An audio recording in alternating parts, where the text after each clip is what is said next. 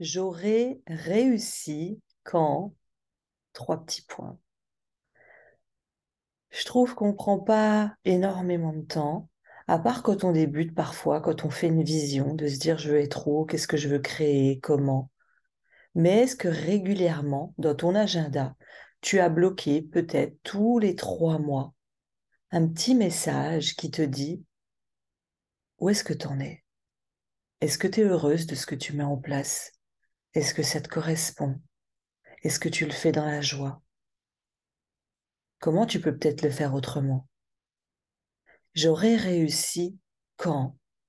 Et là, je ne peux pas te donner la suite. Qu'est-ce qui, pour toi, sont des critères de réussite? Tu as besoin de le savoir parce qu'avec les années qui passent, avec les réseaux sociaux et tout ce qu'on nous montre, la concurrence, les paillettes, ça va toujours plus vite, toujours plus loin. On peut perdre son axe. On peut être amené à poursuivre des rêves qui ne sont plus les nôtres. Donc moi, je te propose, je t'ai mis un petit PDF, d'aller regarder, de noter quand est-ce que tu auras réussi pour toi. Quels sont tes critères de réussite? Et là, absolument personne ne peut venir dire s'ils sont bons, pas bons. Il y a des personnes, son critère de réussite, ça va d'avoir une cabane et d'aller faire de la pêche une fois par semaine.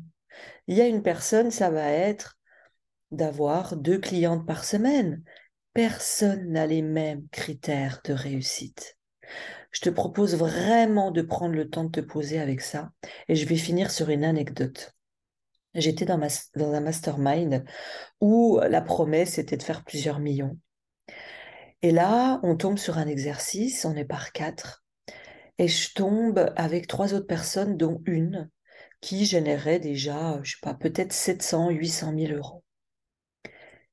Et là, on fait l'exercice et tu seras fier de toi avec ce million. Enfin, il y avait une histoire autour de ça.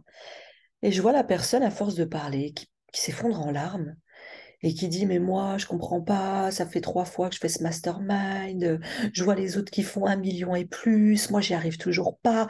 Et là, elle rentre dans son bullshit mental et à se fouetter.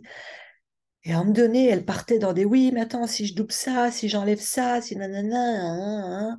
Et tout le monde l'encensait là-dedans, les autres du groupe. Oui, oui, peut-être tu devrais essayer de ça, peut-être tu devrais ça.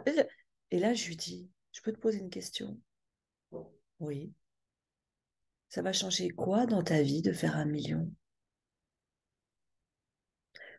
Ça va changer quoi concrètement dans ta vie de ne pas faire 1 million? Et là, elle a un arrêt sur image, elle me dit, je sais pas. Elle dit, bah, c'est un peu comme les 10 000, les 100 000, les 1 million, c'est le cap qu'on veut tous passer. Je suis entrée dans ce mastermind pour faire ce fameux million. Mais il y a quoi derrière? Ça va changer quoi? Ta vie va être vraiment plus heureuse ou plus triste si tu ne le fais pas? Si tu ne le fais pas, ta vie va s'écrouler? Ah non, je suis déjà très heureuse aujourd'hui. Ok. Et c'est ça, c'est à ça que j'ai envie de vous emmener. Quels sont vos critères de réussite, de bonheur? Vers quoi vous courez? Que ce soit pro, que ce soit perso, c'est tes propres critères. Ça t'appartient à toi.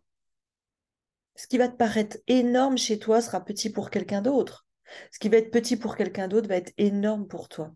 Il n'y a pas de bonne ou de mauvaise réponse.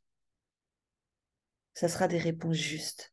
Donc, prends le temps de te poser, non pas entre 2 rendez-vous, mais vraiment un moment où tu te sens bien pour remplir ce document.